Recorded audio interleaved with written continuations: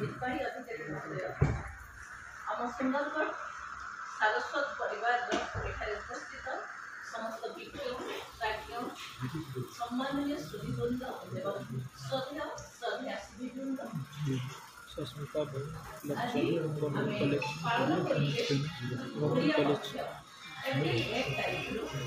माननीय राज्य सरकार निर्देश क्रमे ओडिया पक्ष पालन अवसर आरंभ होती 1 तारीख महाविश्व संक्रांति पर्यंत प्रत्येक ओडिया एवं समग्र ओडिशावासी एक गर्व और गौरव विषय जे एप्रिल 1 तारीख 1936 मसीह भाषा भित्ति गठित होता स्वतंत्र प्रदेश जो स्वनक्षेत्र को आम पालन कर सारी राज्य सरकार नूतन पदक्षेप नहीं ओडिया पक्ष पालन जो प्रत्येक दिन किसी ना किसी कार्यक्रम होडिया अस्मितार परिचय सर्वोपरि ओडिया अस्मितार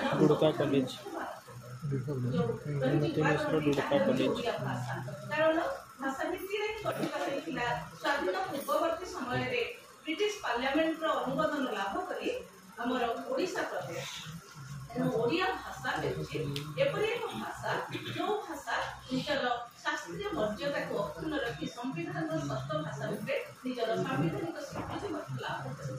भाषा जेकोसी व्यक्तिर आत्मपरिचय एवं भाषा होची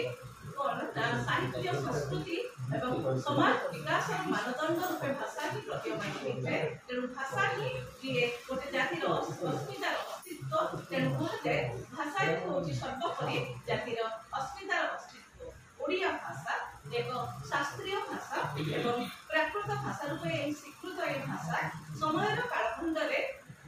मर्दुमालती सौरसेनी पेचासी आदि भाषा सहित जड़ित हुई निजर प्रकृत स्वरूप समय प्रभाव धारा प्रभावित कर समय कालखंड प्रभावन धारा भाषा अनेक स्थान में परिवर्तन होते ओडिया भाषा तार अस्तित्व स्वरूप को तार मर्यादाबंत स्थान को निश्चित भाव में बजाय रखिपारी संदेह आमे ओडिया भाषा प्राचीनता को अनुमान कर जानिपारिबा जे ख्रीष्टपूर्व 7th शताब्दी रे तपस्सु बोली जड़े ओडिया वणिक ही प्रथमे जे थिले बुद्धदेवंकर 5 जन शिष्यक मध्य अन्यतम से ओडिशा तारापुर ठारे बा तत्कालीन उत्कल तारापुर ठारे से माने स्थापन करथिले पृथ्वीर प्रथम बौद्ध स्तूप एवं सेथिरे खोदित करथिले केशव केशभाषम कलिंग राज इत्यादि एवं आम प्रथम परिचय पाइबा ओडिया लिपि एवं तार परवर्ती समय तार 300 वर्ष पर ख्रीष्टपूर्व 3य शताब्दी रे भरत मुनिक नाट्य शास्त्र रे विशेष भाव में देखा मिलता है ए ओडिया भाषार तार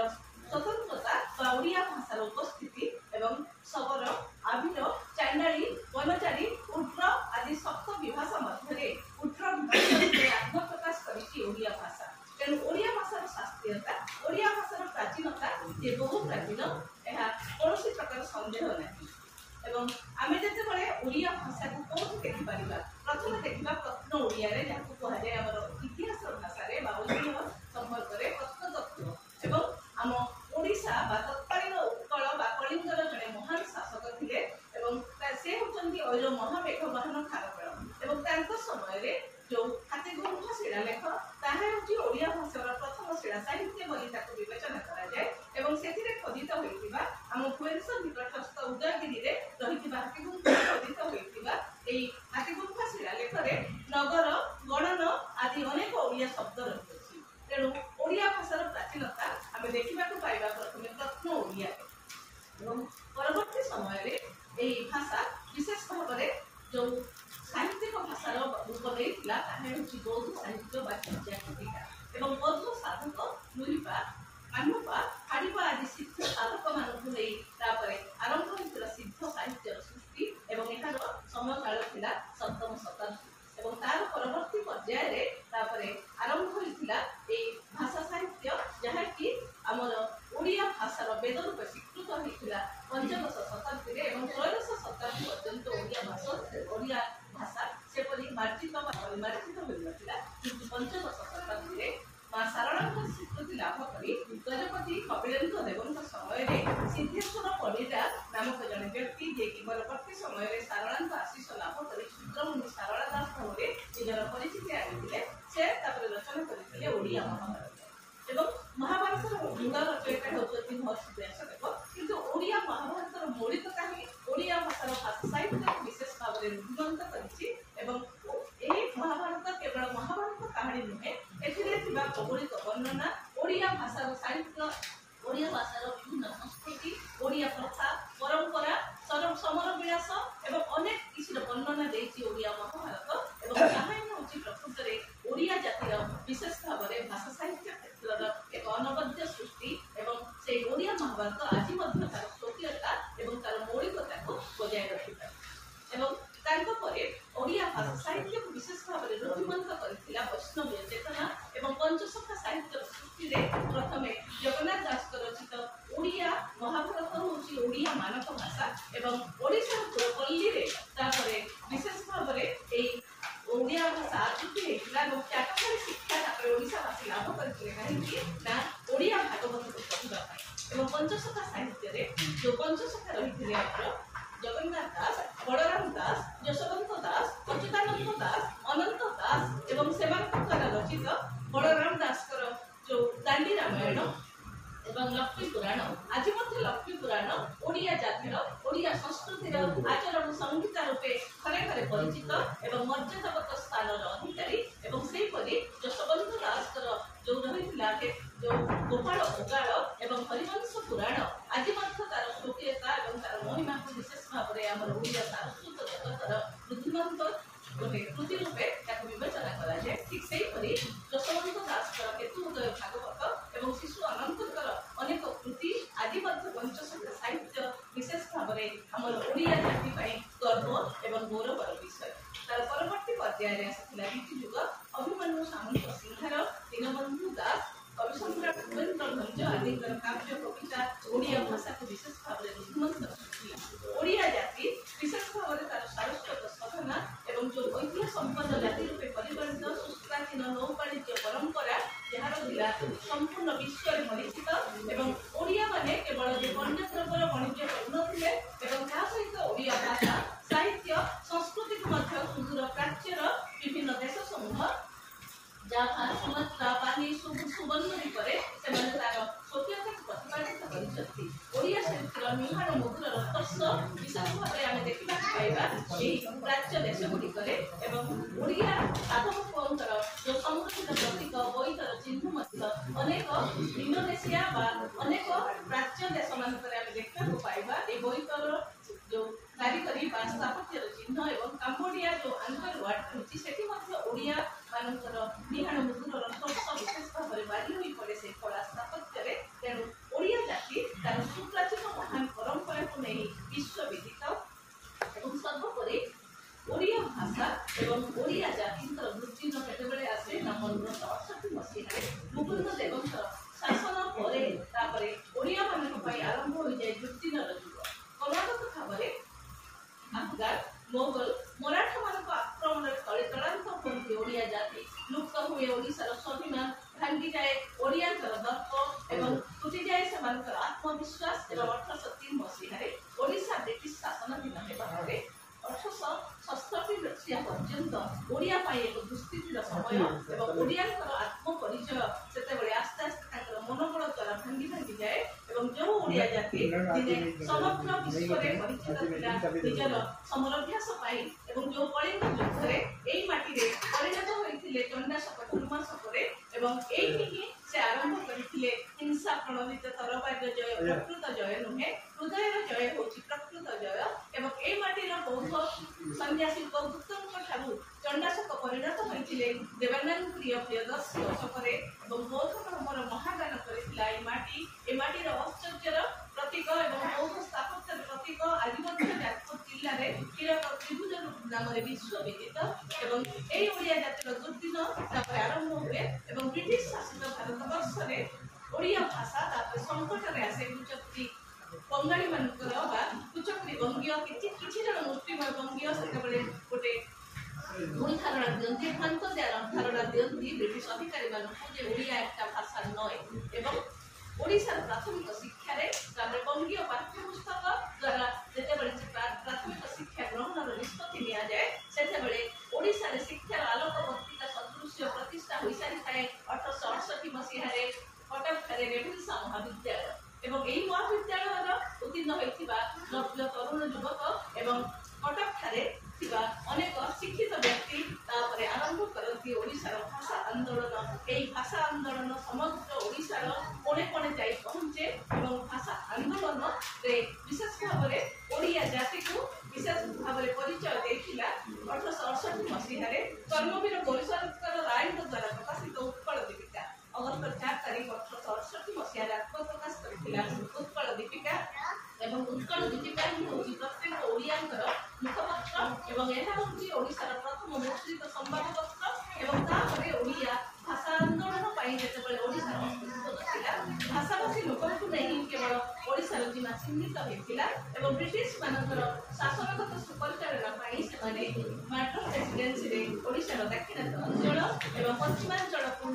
मध्य प्रदेश रे बा सेंट्रल प्रोविंस रे एवं जो कटक बालेश्वर पुरी प्रभृति जिला रही बेंगल प्रेसिडेंसी रे एहा द्वारा उठी जाइथिला ओडिया भाषार अस्तित्व ओडिया भाषाभाषी लोकଙ୍କ ପାଇଁ आरंभ होइथिला सांस्कृतिक संकट एवं संघर्षर युग एवं एई समय रे भाषा आंदोलन विशेष करी हम संबलपुर बा पश्चिम ओडिसा रे भाषा आंदोलन को विशेष भाव सचेतनतार सह लेइथिले तत्कालीन अधुना जहाँ देवगढ़ जिला बोली कह जाउछि एवं सेतेबेले बामंडा राज्यर शासक साहब एवं द्वारा पृष्ठपोषकता संबलपुर ठारे पंडित नीलमणि विद्यारत्न संपादन रे प्रकाश पाइथिला संबलपुर हितेश श्रेणी एवं सेतेबेले प्रकृति कवि गंगाधर मेहर मध्य तांकर गोटे कविता रे उत्कल लक्ष्मी काव्य से आत्मप्रकाश करथिले एवं तांकर गोटे कविता रे से कहिथिले जे हिंदी सरस्वती मो राज्य रे जदि आसी न परिबो ताहाले आमे ओडिया माने काहे जीवु सेतेबेले से डाकरा देथिले तांकर दृढ़ आत्मप्रकाश भावरे उच्च कर जेबे उच्च हेबा पई कर जेबे आशा उच्च कर आगो निज मातृभाषा मातृभूमिर मातृभाषार ममता जातिरे जन्मी नाही ताकु जेबे ज्ञानी गणरे गणिबा अज्ञान रहिबे ताकि एई भाषा आंदोलन द्वारा बाध्य होई तापर संबलपुर अंचल रे हिंदी भाषा को परिवर्तन पुनी ओडिया भाषार प्रचलन हैला एवं सर्वोपरि ओडिया बरपुत्र मानकर जो त्याग तीर्थिका एवं साधना एवं बालेश्वर ठारे कांतिलाल भट्टाचार्यंकर कथा को जेतेबेले जवाब देबा पई आरंभ होइतिला जो संग्राम से भाषा आंदोलन दृढ़ प्रहरी रूपे राजा वैकुंठनाथ देव प्रकाश करथिले तांका संपादन उत्कल तत्पर एवं फकीरमोहन सेनापति ओडिसा व्यासकवि तापरे आरंभ करथिले तांका बालेश्वर बंधुरायनी पत्रिका एवं संवाद वाहिका सेही परि गंजाम अंचल रे शशिभूषण राय प्रथम संपादन रे आरंभ होइतिला आशा पत्रिका एवं 1902 रे तापरे ओडिसा रो धुरीन बरपुत्र माने ब्रह्मा डाकबंगला ठारे प्रस्ताव आरंभ करथिले एपरि एक अनुष्ठान गठन करबा ता पूर्व गठन हिसाब 1822 रे उत्कल सभा किंतु सर्वोपरि ओडिसा रे बड्डा शासक मानकर आर्थिक सहायता रे ओडिसा रो जो बरपुत्र एवं सेनाक मध्ये अग्रणी भूमिका देथिले एई जातिर कुलपुत्र जहाँकर जीवन कहानी उत्कल शताब्दीर इतिहास मधुसूदन राय स्वाभिमानी पुरुष एवं कर्मवीर गौरीशंकर राय प्रजसुंदर दास एवं सर्वोपरि आम बामंडार गढ़जात शासक सार वासुदेव सुभन देव और पारणार शासक हरिहर मर्दराज एवं मयूरभंजर शासक श्रीरामचंद्र भंजदेव आदिंकर समस्तंकर जो विचार विमर्श बଳରେ ସେମାନେ ତାପରେ ଆରମ୍ଭ କରିଥିଲେ ଏପରି ଏକ ଅନୁଷ୍ଠାନ ଆରମ୍ଭ ହେବ ଯେଉଁ ଅନୁଷ୍ଠାନ ମାଧ୍ୟମରେ କି ଓଡ଼ିଶାର ଖଣ୍ଡିତ ଅଞ୍ଚଳକୁ ଏକ ସୀମାରେ ଏକତ୍ରୀକରଣ କରି ଓଡ଼ିଆ ଭାଷାର ସ୍ୱାଭିମାନ ଏବଂ ଓଡ଼ିଆ ଜାତିର ସ୍ୱାଭିମାନକୁ ବଜାୟ ରଖାଯାଇପାରିବ ସେହିପରି ତାପରେ ଏଇମାନଙ୍କର ଯେଉଁ ଦୃଢ଼ ଆତ୍ମପ୍ରଚେଷ୍ଟା ତାଗ ତିଥିକା ସାଧନା ବଳରେ 1903 ମସିହାରେ ତାପରେ କଟକ ଇଦଗାହ ପଡ଼ିଆଠାରେ ଆରମ୍ଭ ହେଲା ଉତ୍କଳ ସମ୍ମିଳନୀ ଏବଂ ଏହି ମଞ୍ଚରୁ ତାପରେ ସମଗ୍ର ଓଡ଼ିଆ ଜାତି ଉଦ୍ଦେଶ୍ୟରେ ବାର୍ତ୍ତା ଦେଇଥିଲେ ଆମର କୁଳପତି ମଧୁସୂଦନ ଦାସ ଏହି ସମ୍ମିଳନୀ ଜାତି ପ୍ରାଣ ସିନ୍ଧୁ କୋଟି ପ୍ରାଣ ବିନ୍ଦୁ ଝରେ ତୋର ପ୍ରାଣ ବିନ୍ଦୁ ମିଶାଇ ଦେ ଭାଇ ଦେଇ ପଡ଼ି ସିନ୍ଧୁରେ ଜାତି ଉଦ୍ଦେଶ୍ୟରେ ସେ କହିଥିଲେ ଜାତି ନନ୍ଦୀ ଫସ ଚଳିବ କି ଭାଇ ସ୍ୱାର୍ଥକୁ ସାରଥି କଲେ ପ୍ରାଣେଇଥିଲେ ଘୋଡ଼ା ଦାନର ତୋଗଡ଼ା ଘୋଡ଼ା ମୁହେ ବନ୍ଧା ଥିଲେ ଏବଂ ସେ ସମସ୍ତଙ୍କ ଉଦ୍ଦେଶ୍ୟରେ ଓଡ଼ିଆ ମାନଙ୍କ ମଧ୍ୟରେ ଯେଉଁ ଆତ୍ମସଚେତନତା ବା ଯେଉଁ ଜାତି ପ୍ରେମ ଏବଂ ଦେଶ ପ୍ରେମକୁ ନେଇ ଅନେକ ପ୍ରକାର ଦେଶାତ୍ମକ କବିତା ରଚନା କରିଥିଲେ ଏବଂ ସମଗ୍ର ଓଡ଼ିଆ ଜାତିକୁ ଏକତ୍ରୀକରଣ କରି ସେ ଆରମ୍ଭ କରିଥିଲେ ଉତ୍କଳ ସମ୍ମିଳନୀର ବିଭିନ୍ନ ओडिया भाषार सांस्कृतिक संकट संघात ओडिया भाषाभाषी लोक मैंने विशेष भाव में से बनौले ना निजर भाषा को भूली जाते निजर प्रथा परंपरा से पालन कर पारुनथिले से उपांत अंचल मानक ओडिया शिक्षा किपरि परिचालन हम से विशेष भाव में दायित्व लेते आम ओडिशार मणि जहाँ कहुए उत्कलमणि गोपबंधु एवं जो सत्यवादी वन विद्यालय 1909 मसीह प्रकाशित करता जातीय वन विद्यालय भाव में जो शिक्षक भाव में योगदान करते जातिर गर्व और गौरव सत्यवादी साधक पंडित नीलकंठ दास कृपासिंधु मिश्र आचार्य हरिहर गोदावरी मिश्र से सबुले जड़े जड़े कर्मवीर और सुदूर माटी जो शैली कला खरसुआ अंचल में किपरि ओडिया शिक्षा दि जापर से गोदावरी मिश्र वर्ष वर्ष धरी सेठारे ओडिया विद्यालय माने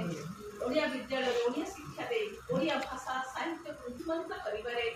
जो अवदान देछंती माटीर वरपुत्र मान चरण में आज आम 90 वर्ष पालन कर सारे उत्कल दिवस किंतु पाद तले सबुदिन प्रणति जाए ढाले जड़े ओडिया भाव में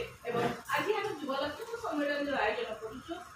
आम युवपीढ़ी जदि ओडिया भाषा साहित्य को कहे ओडिया भाषार सावलीलता ओडिया भाषार मधुरता ओडिया भाषार सांगठिकता एवं ओडिया भाषा एपरि एक माधुर्यमय भाषा जो भाषा आमर अस्तित्व तेणु कहुए भाषा ही अस्मितार अस्तित्व और से अस्मिता को आम बजाय रखिपर आमर भाषा को आम जदि प्रवर्धमान धारा आहरी प्रचार करवा केवल जे आम भाषा को छाड़देवा ओडिया बोली आमको कहवाई आमको हीन लगे ताहा नुहे ओडिया भाषा हूँ एक सुंदर भाषा एफ्रो एसीय भाषा समूह भाषा रूप में एसीय महादेश स्वीकृति लाभ कर जानते जे आम आम इंग्राजी वृत्ति आरंभ करें कि इंग्राजी वृत्ति भल कथा इंटरनेशनल भाषा बा अंतर्जातीय भाषा शिखिपार किंतु आम जदि भाषा साहित्य को आम जदि तार जोड़ को जदि मजबूत न करवा समय पर समय पीढ़ी पर पीढ़ी जदि आम संरक्षित संरक्षण कर रखि न पारिबा एवं आम भाषा आम पुत्र आम माटी आम माँ प्रति जदि मातृभाषा प्रति आम अंगीकार बद्धता न रखा ताहले ए जाति केबे मध्य तार आत्मपरिचय विशेष भाव में सुदृढ़ भाव में समग्र विश्व में सृष्टि नहीं कारण ये जाति हूँ एपरी एक जाति जार संस्कृति विशेष भाव में समग्र विश्व में परिव्याप्त कारण आम संस्कृति हूँ जगन्नाथ संस्कृति एवं जगन्नाथ केवल प्राच्यर महोदधीन देवता कहती से होती समग्र विश्वर देवता विश्वमयता हूँ जगन्नाथ संस्कृतिर प्राणकेन्द्र और समन्वयता प्रत्येक धर्म समन्वय होती पीठरे पीठरे ही समन्वय होती जो धर्मर से आसी आमर समर विश्वाबसु राजश्री इंद्रद्युम तापरे आसी राणी महाराणी गुंडीचा तापरे जो हिंदू धर्मर जी होती श्रेष्ठ शंकराचार्य से स्थापन करते गोवर्धन नीलाचल महिमा आज समग्र विश्व परिव्याप्त आम समस्त संस्कृति हूँ जगन्नाथ संस्कृति जो संस्कृति समन्वित होती शैव शाक्त सौर गणपत्य एवं विभिन्न प्रकार जो धर्मर समन्वय एटी आसी गुरु नानक सिख धर्मर वार्ता प्रचार करने आसी गौरांग नदी आदि से विलीन होती श्रीक्षेत्र तेणु जगन्नाथ संस्कृति हूँ कुटुंबर संस्कृति जहाँ रही आम रूप प्रेम जहाँ हूँ आम आदिशास्त्र तेणु आम ओडिया जाति हूँ एक श्रेष्ठ जाति एवं जो जातिर इतिहास कलिंग युद्धर इतिहास देखा जाता कौटी ना गोटे बही पढ़ी आमर प्रख्यात लेखिका प्रतिभा राय एडिनबरा जाते एडिनबरार लाइब्रेरी से जिते देखती एडिनबरा यूनिवर्सिटी लाइब्रेरी में स्कटलैंड से गोटे बही लिखाई कलिंग युद्ध ही हूँ पृथ्वीर श्रेष्ठ युद्ध जो बदल दिए जो माटी बदल दिए जड़े चंडाशुक को ध्वंस करे कलिंग युद्ध पर युद्ध नहीं कलिंग परी जाति नहीं कलिंग परी प्रदेश नहीं समृद्ध वाणिज्य परंपरा समग्र विश्व विदित तेणु आम ओडिया जाति ओडिया माटीर संतान तेणु आम भाषा हूँ आम आत्मपरिचय और से भाषा को विश्व दरबार में रुद्धिमंत करने आमर जो प्रयास जारी रहू पीढ़ी पर पीढ़ी आसतु कि आम भाषा सब जयगान करूँ कारण आम जिते शिक्षित हेले जदि आम मूल छिन्नमूल होगा आम अस्तित्व रही तेणु अस्मितार अस्तित्व ही भाषा यह मन करे आपण मैंने मत शुणी अनेक अनेक धन्यवाद एति कही मोर वाणी को विराम दूसरी वंदे उत्कल। धन्यवाद मैडम खूब सुंदर भाव में ओडिया साहित्य संस्कृति तथा पौराणिक